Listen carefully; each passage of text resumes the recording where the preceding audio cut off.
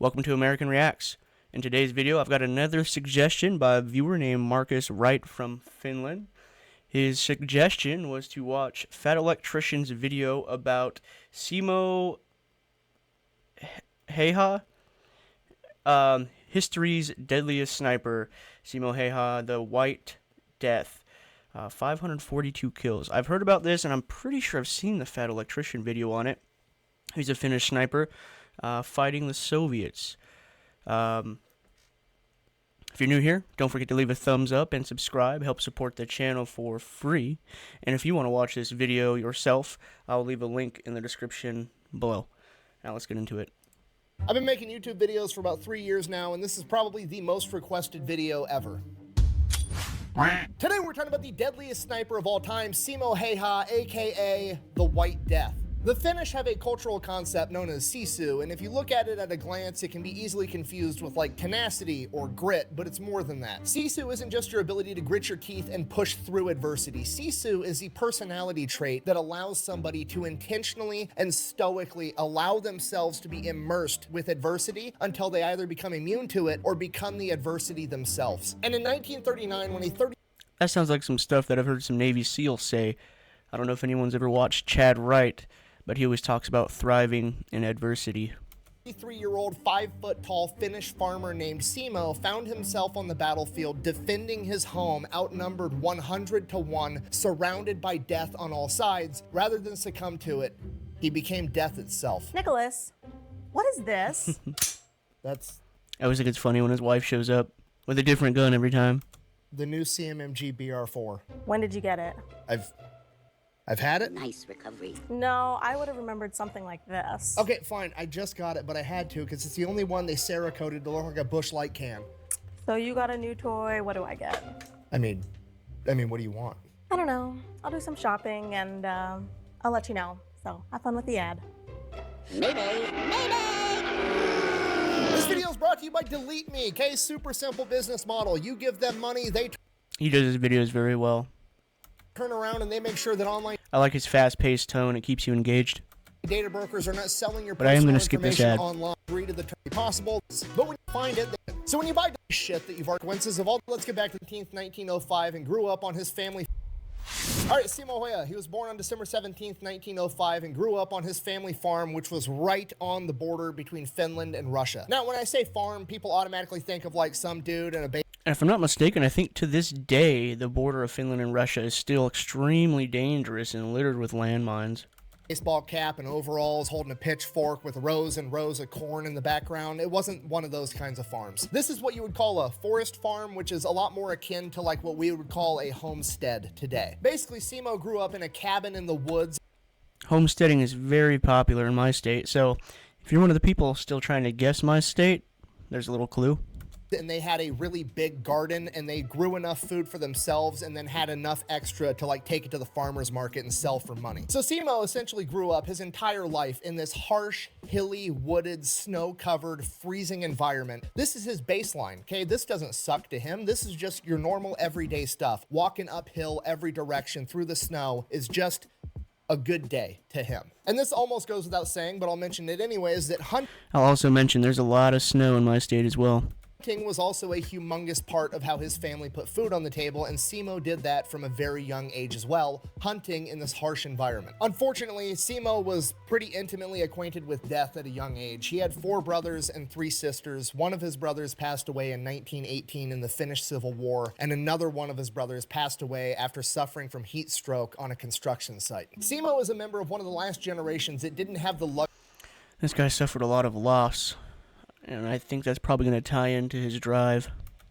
Of quitting, okay? This guy was born, and the minute that he could walk, he was helping his family in their fight for survival. There was no quitting. There was doing or there was dying. And if you're not picking up what I'm putting down, the point I need you to get from this is Simo's a small guy. He's only 5 foot tall. He's 110 pounds, but he literally doesn't know what quitting is. Things that me and you would call horrific circumstances is just a Tuesday to him. It just doesn't even register that he should be having a bad time. He's literally just happy to be alive. youth. At the age of 17, following in his older brother's footsteps, Simo joins the Finnish Civil Guard, which is equivalent to like the American National Guard. Essentially, they train on weekends and they'll train a couple weeks a year, being ready in case they need to be called up by their country, but the rest of the time he's just going back being a farmer. As a member of the Civil Guard, he is issued one of the most iconic military service rifles of all time, the Mosin Nagant, a bolt-action rifle. He's also issued a...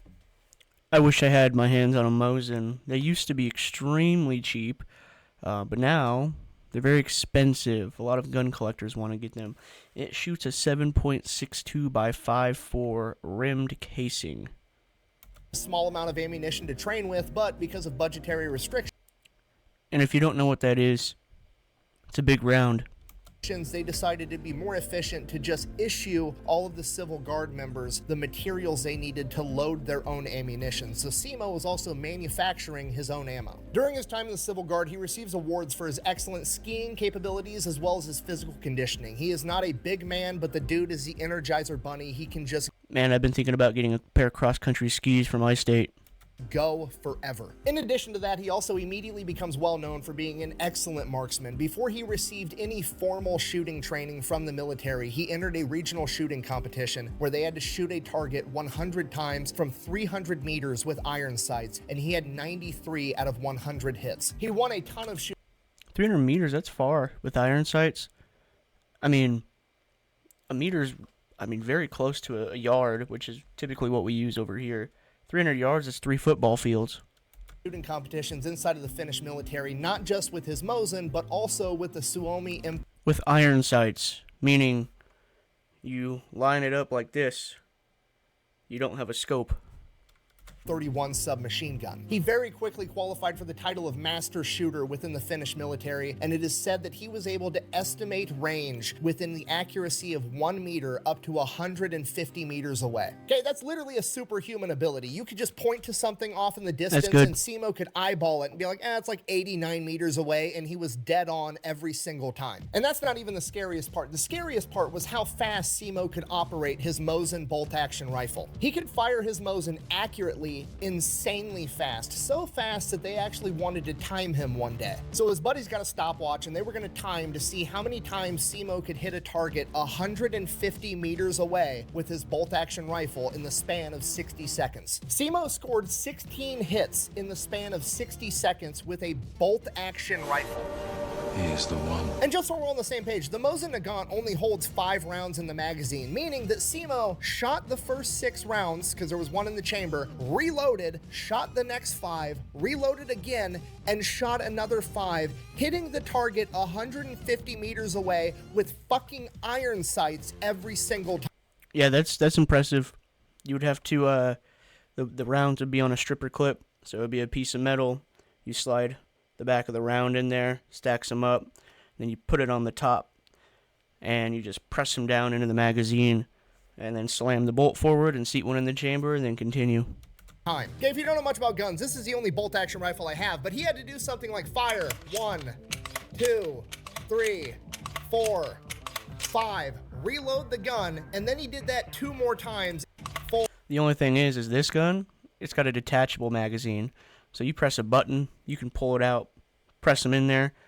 The gun that Simo was using, it's got stripper clips. So, give or take, it could be faster, especially if you don't have to individually reload a magazine. Whereas you can have the stripper clips with the 5 clipped on, just ready to go, sitting in a pile. Get rid of that, 5 in the gun, shoot, and then just reach over, grab the stripper clip, ram them down in, and then keep going.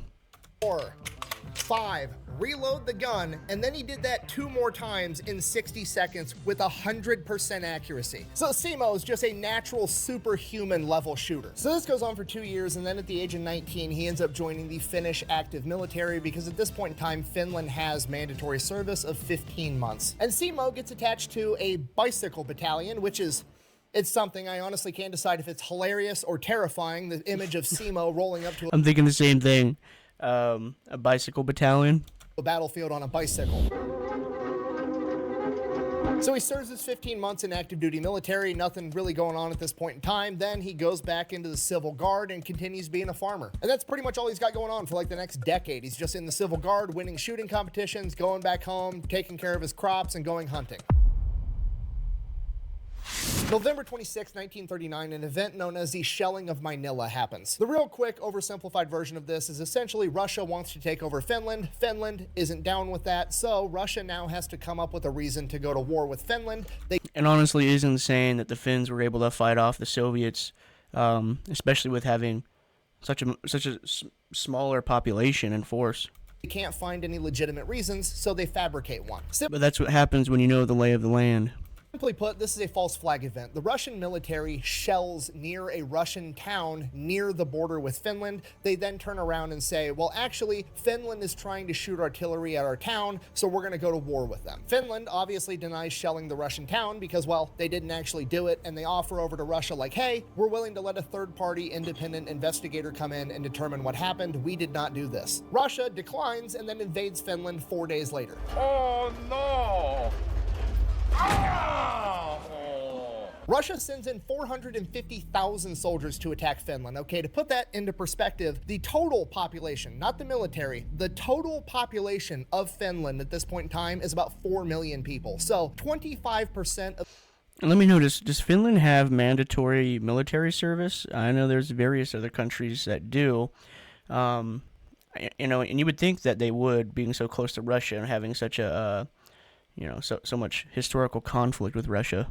The entire Finnish population is getting sent in with guns to attack Finland. And those 450,000 Soviets are being backed up by the Soviet population of 168. But I have seen some gun YouTubers go through the winter rifle training, or I can't remember. I don't know what it's called. I can't remember what it's called, but it's basically like outdoor survival. Fall through the ice, shoot your gun, get out. They put you through some extremely vigorous tests, and it's very cold weather. Million. Seems fair. Calling this a David versus Goliath type situation is putting it mildly. On paper, Finland doesn't stand a chance. But Finland does have a couple of things going for it, because in the years leading up to this, Stalin conducted the Great Purge, essentially killing off all of his high-ranking and knowledgeable military leadership because he was worried that they were going to try to overthrow him. So by and large, the Soviet military at this point in time is... Yeah, that sounds like a smart thing to do. Pretty incompetent. And the Finnish, well... they're Finnish. They've got that going for them. Okay, if you've read enough history, there's a couple of quick life hacks if you want to live a long, happy life, like don't smoke, eat a good diet, never try to fight the Filipinos. My favorite Finns when I was younger was the Dutesons, because I watched a lot of Jackass and Nitro Circus and a lot of crazy stuff like that. I don't think they lasted very long as far as seasons went, but they did some pretty crazy stuff. In the jungle, and never try to fight the Finnish people in the snow. It's just a bad time. You merely adopted the dark. I was born in it. Now, for Simo at this point in time, he had just last year in 1938 gotten formal sniper training from the Finnish military. Not that he really needed it, but he does have that title now. And when the Russians attacked, Simo was actually out in the field doing a training mission with the Civil Guard, so he didn't find out the Russians attacked until the day after, when he was immediately activated and put into duty. So he gets orders, reports to the front line, and his new company commander is a man by the name of Arne Juutilainen, aka the Terror of Morocco. And this man, much like Simo, is a complete and absolute gangster, but instead of being a sniper like Simo is, he's a leader. He's leading men into battle that are going in heavily outnumbered. We're talking like 100 guys versus 5,000 men on the Kola front where they're fighting. So Holy crap. And like I said, when you know the lay of your land, you've got such an advantage. Juutilainen's signature move, embracing Sisu and having no fear, would go out on the front lines in the middle of battle and sit in a rocking chair with gunfire and explosions going off, giving orders That's some get off my lawn energy to his men to show them that they didn't have anything to fear. And Simo is now taking orders from this guy. Okay, shit's about to get real. It's hard to interject here because Fat Electrician goes so fast and he's so engaging. I'm just trying to listen, and when I do, I get lost, and then I totally forget that I'm reacting. So Simo shows up, they start digging trenches, laying out barbed wire, setting the front line. They end up fighting their asses off for 2 days straight. After that, they actually end up receiving orders to fall back a little bit, which they do. That becomes like Utalainen's thing. Like, we're not retreating unless we receive orders. We are going to stand here and fight till the bitter end unless ordered to do otherwise by our superiors. So they fall back, and Utalainen knows that Simo is like from this area. Like, his farm is right down the road. He knows the area, he knows the terrain. So he grabs Simo and he's like, hey, I need you to sneak behind enemy lines. See, just like I said, and when he grew up in that area, it's one thing to be your country, but when you grow up in a specific area and that's where the fight's taking place, this guy's probably been all over the place. He knows every little nook and cranny, all the advantage points. And start cutting all the telephone wires, to which Simo replies, and I quote, I'll try my best. And Simo's best is absolutely enough. He sneaks behind enemy lines, he's cutting all the telephone wires, just wreaking havoc behind enemy lines. Ends up making it back completely unscathed, at which point Utalainen is like, okay, this dude's super sneaky, he knows the terrain, I'm just gonna make him like my go-to sniper for all my shit. Shortly after this, on the Kola front, where Utalainen is in charge, there is a Soviet sniper that keeps taking out platoon leaders, okay? They're specifically targeting his officers, his best guys. Utalainen cannot have this happen. He turns to Simo, basically says, go get him. So that next morning before the sun comes up, Simo goes, has a big breakfast, and then takes off. He goes to the general area where this sniper's been operating, and he inserts himself in, and he builds a little snow berm, and he packs the snow down really tight, and then he pours water all over it so that it freezes into this ice wall, and this becomes one of his signature tactics. And this is brilliant because... And if you don't know, ice is actually stronger than concrete. The way it bonds when it freezes, it's stronger than concrete. And we've got ice here. I haven't shot at it with a rifle, but I've shot at it with a pistol and hit in the same spot over and over again. I mean, it doesn't do as much damage as you would think it would. Simo is planning ahead for failure. He is planning on missing his first shot. He never does, but it never hurts to be ready for the worst possible outcome. You see, because Simo already knows, growing up in this environment and hunting his whole life, that the first time you fire that bullet, snow is going to kick up all around you into a giant cloud, and if the other enemy sniper doesn't know where you are, they're going to know now. So Simo, thinking 10 steps ahead. See, back in this time, you know, being a sniper is probably what you think being a sniper is. Today, I think with technology, it's so much harder to be a sniper. Goes and eliminates the snow factor. He turns all the snow around him into ice so that there's nothing to kick up at all. And then he just lays there still all day long, not moving. He's constantly putting ice and snow. That's smart. Into his mouth so that his breath doesn't create fog, so that there's no way of possibly seeing this guy. And he waits all day long, and soon enough the sun starts going down. And as the sun is going down behind Simo, he ends up catching a glint off the enemy sniper's scope, but he's not in a hurry, so he waits. So now he knows where the enemy sniper is, but he's patient, and he just keeps waiting, and he keeps waiting, and the sun keeps going further and further down, and it's getting darker and darker, and soon we're at the point where there's going to be nothing but starlight in 15 minutes. And at that point, the Soviet sniper just stands the fuck up out of nowhere, like it was the bell just rang, and it's lunchtime at the factory. He just gets up because... Time to clock out and go home, get some chow. His shift is over, and he starts walking back to camp, and Simo drops him one shot straight to the head. What an idiot! Gave me fucking chills. So Simo reports back to Utalainen, hey, solved the problem, no issue. It's been like 18 hours, and Simo's already got this guy down, and this guy's been wreaking havoc on his men for like a week and a half. So Simo is obviously super legit, at which point Utalainen basically just lets him off the leash. Like, hey, whatever you're doing, just fucking keep doing it. Go win. And this is what Simo does every single day. He goes out, he builds his ice berm into a couple of different locations that he has already set up, and he is just picking off Russians left and right. And unlike other snipers at the time that were trying to prioritize high-value targets like officers, Simo absolutely was not, which makes sense because his family farm is right down the road. Like, his family, his friends. Yeah, you shoot every single one of them. You know, this is kind of stuff that kind of runs deep in American culture. There's over 400 million guns in this country, and I think roughly 330 million people, about 120 guns per person. Stuff like this is what really runs deep in the American culture. where he grew up is literally under attack right now. Protecting if you the were wearing homeland. a Russian uniform and he saw you, you were a dead man. Simo got asked about this later in life, and he replied, And it's a lot more insane over there because these countries they're all packed in. You know, that's why there's so much conflict over in Europe, because you get a lot of disagreement and everybody is so close to each other. You know, I recognize how lucky I am to be born here and have two oceans in between. and I quote, "I shot when I saw the enemy. I didn't care if they were a leader." Simo is literally treating the front line like it is a shooting gallery at the state fair. There are multiple days where he is logging between 10 and 20 confirmed kills. So at this point, Simo starts to get a ton of notoriety within the Finnish military, and it gets to the point where whenever there's a problem, it doesn't matter if it's a forward observer that's shooting accurate artillery, it doesn't matter if it's an enemy sniper, anywhere on the front line, they would send for Simo and they would pick him up, escort him to that part of the front line, and he would go handle the problem. And the best part about this is you got to remember, this is Finland in December in 1935. So when they send for Simo, they're sending a reindeer-guided fucking sleigh to pick him up and escort him to wherever there's a problem, and he's gonna go out and solve it. He's like the shitty inverse of Santa Claus, except instead of leaving a lump of coal in your stocking, he's gonna put a piece of lead in your fucking forehead. No witnesses? A hot piece of lead on a cold winter day. So around this point, Simo starts to gain notoriety with the Soviets, and they start calling That's your him hot chocolate for you. Smrt, aka the White Death. The Soviet government puts a huge bounty on Simo's head. They're sending in counter... And what a name, man.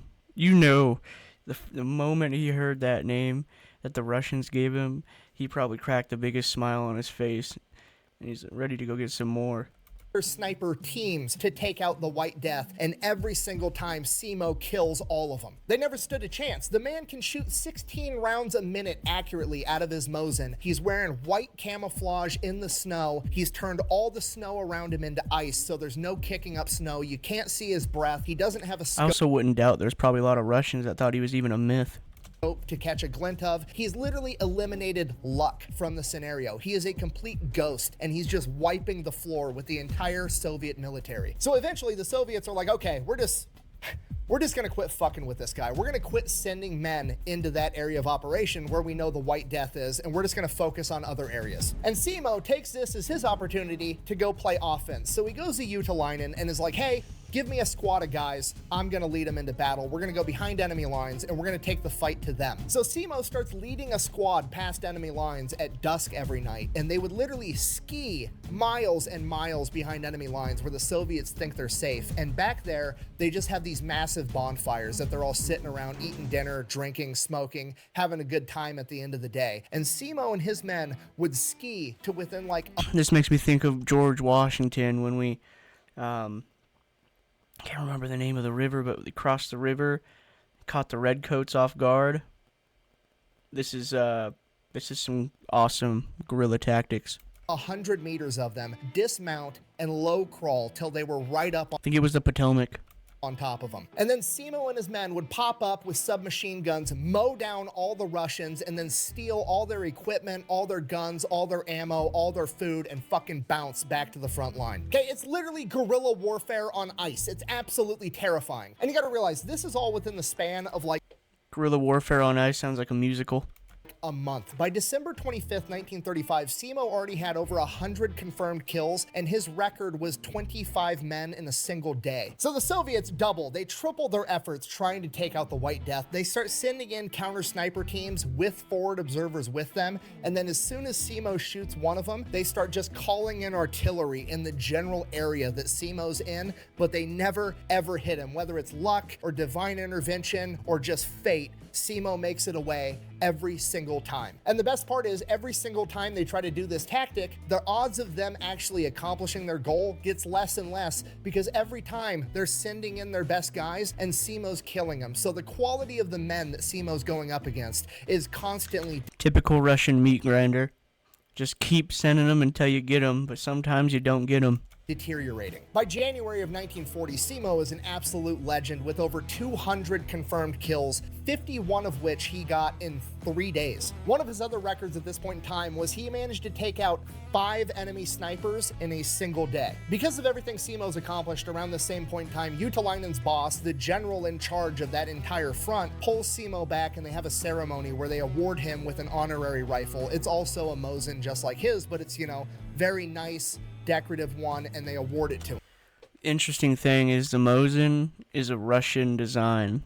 So these Russians are getting marked with their own rifle. And you have to realize at this point in time, Simo is very, very important to the Finnish war effort. Not only is he out there just being a one-man army, wrecking house, taking it to the Soviets, but he's also huge for the morale of the entire Finnish military. Like, he is the hero that everybody's looking to, like, this guy's on our side. We might Guarantee he didn't have to pay for any drinks. Be able to win this. He is such a big deal that the general's wife, But someone that tailored in, someone that focused, they're probably not drinking anyway. knits him a pair of wool mittens, okay? It sounds like just like a nice pleasantry, but do you know how fucking gangster you have to be for the general's wife to feel motivated to knit you in particular a pair of mittens? Okay, that means the general is going home every night telling his wife, like, sweetheart, the White Death is the shit. He's the key to winning this war. He's everything right now. And the wife is like, oh shit, I better do something nice for this guy because he's literally gonna save the whole country by himself. So Simo gets his ceremonial rifle, gets his wool mittens. He's also awarded a pocket watch, which at this point in time is a huge deal to have a watch. So he gets all that. And usually at this point in time, you know, bigger, more powerful countries like America would pull you back and use you for war bonds, parade you around the country, but they send Simo right back into action because they can't afford to not have him on the front lines. So Simo gets right back to work. He's playing cat and mouse with the Russians. Whenever they want to send men in, Simo That's interesting. He's so valuable that they're not using him for propaganda. picks them off. Whenever they don't want to send men in, Simo skis in with a squad, mows them down at their campfire. And this goes on for months. Simo just straight up farming the Russians for XP. And by March of 1940, the Russians grew impatient. Double XP weekend. And they launch a major attack. And Simo said that the Russians just kept coming, just wave after wave, just meat wall tactics of, I'm gonna march my men into your gunfire until you run out of bullets, and hopefully Yep, typical Russian tactic. Just send them and send them and send them. Send them straight into the meat grinder, and you just slowly advance. That's what they're doing in Ukraine right now. got more men. And during this time, Simo's not up hiding at his ice wall with his Mosin. There's too many Russians for that. He's on the front line leading a squad of infantry with his... When I was in high school, they told us the way the Russians would send people in during their final push into Berlin is they would send one guy in with a rifle and then another guy behind him with a magazine. And when the guy in the front drops, the guy in the back picks up the rifle and keeps going. That way they save equipment. Submachine gun, absolutely taking the fight to the Russians. Simo had actually said that he had heard rumors that the Soviets were using the machine guns on their tanks to basically force the men to march into gunfire, and if they wouldn't go, they would mow them down with the tank. And after seeing how many men were just coming straight That's what we were told too. If they refused to go, they just shoot them. at their lines, getting mowed down, Simo believed it. During this time, Simo set his all-time record for killing 40 men in a single day. God damn. Simo continues to lead his squad into battle until on March 6th at 2 p.m. when he feels what he describes as a suppressed bang inside of his mouth. He then said that he immediately felt his mouth was full of bone fragments and blood before losing consciousness. Simo doesn't know this yet, but he has just been shot in the face with an exploding bullet, which has actually been a war crime since the 1800s, but, you know, hey, so is launching a false flag event to invade Finland to begin with, so why stop at one? Simo is then scooped off the front lines and taken back to an aid station where he is triaged. Triage is the act of medics basically sorting out all of their patients to, you know, the people that need to make it to the hospital right now on the next truck to have a chance at surviving, the people that can, you know, lay here for a couple of hours. Yeah, it's like the hospital. It's kind of a hospital term for like the waiting room as well. It's triage. And they'll probably be fine, walking wounded, and the final category, expectant, which basically means they're dead or they're going to die before they make it to the hospital, and we're not going to waste the space on the next truck. He is literally thrown into a pile of other dead Finnish soldiers. We don't know how much time passes, but eventually somebody ends up seeing Simo's foot moving in this, what is now a mass grave. They then end up getting Simo out, they get him to the hospital, and he is in a coma for the next 7 days. He then wakes up in the hospital on March 13th, 1940, the very same day the Soviets sign a peace treaty with Finland, effectively ending the Winter War. Coincidence? I think not. You're supposed to be dead! Okay, now obviously I'm being facetious, but for real, there's a greater than a 0% chance that the Russian military got a memo like, hey, we thought we killed the White Death, we were wrong, he just woke up, and the Soviet Union is like, fuck this, I'm out. The Finns have the Terminator on their team. There's no other explanation. The dude has to be hacking, okay? He's got over 500 confirmed kills at this point by running around in the hills, no-scoping people, and then we shoot him in the face and he still doesn't die. Not only that, it was an exploding bullet, literally a war crime because it's so deadly, and the dude just takes a 7-day nap about it, and now Just he's going eats back it. into combat? No, Eats we're it for done. lunch. Sign the armistice. Winter War's over. We've had enough. Now, the war ending is actually great news for Simo because now the hospitals aren't constantly under the threat of getting overrun by Soviets or getting hit with artillery, so they're going to actually be able to get him the surgeries and care that he needs to make the best recovery humanly possible. He spends the next 14 months in the hospital where he undergoes 26 reconstructive surgeries on his face and jaw. After those surgeries, Simo makes a pretty good recovery. He gets released from the hospital. He is released from his military Look what they did to my boy. Damn Soviets. duties, and unfortunately part of the armistice between the USSR and Finland is that some of the lands that Finland had got relinquished over to the USSR, including Simo's farm. So the Finnish government actually gives Simo a new farm with a house roughly Put the up a same good fight, size, though. same type terrain, as close as he could get back to They didn't get it without soaking Russian blood in that land.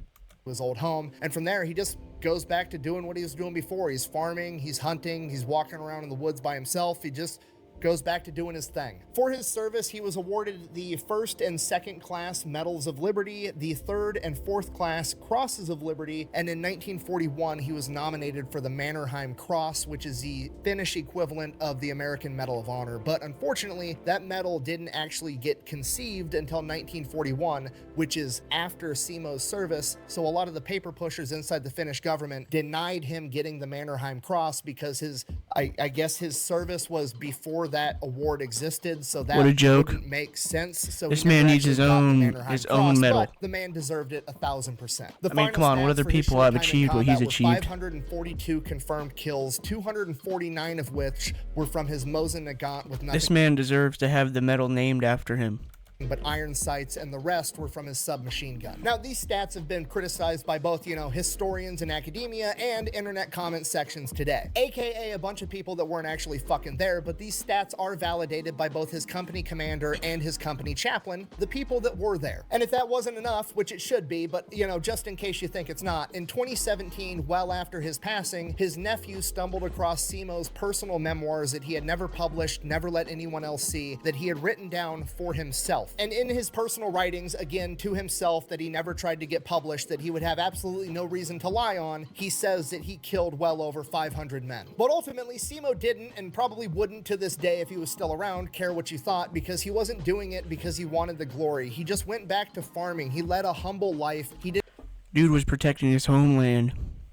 That's all that mattered. didn't want to be known as the White Death. He just wanted to be left alone. That was his happily ever after, just living on a farm, doing his own thing, and that's exactly what he got. Okay, worth noting, he passed away in 2002 at the age of 96. The Soviet Union fell in 1991, okay? Simo Häyhä took the fight to the enemy to a degree that no other singular human ever has in the history of the world, and then he gets shot in the face with an exploding bullet. Again, a literal war crime, shrugs it off, and then proceeds to live longer than the country that he went to war with.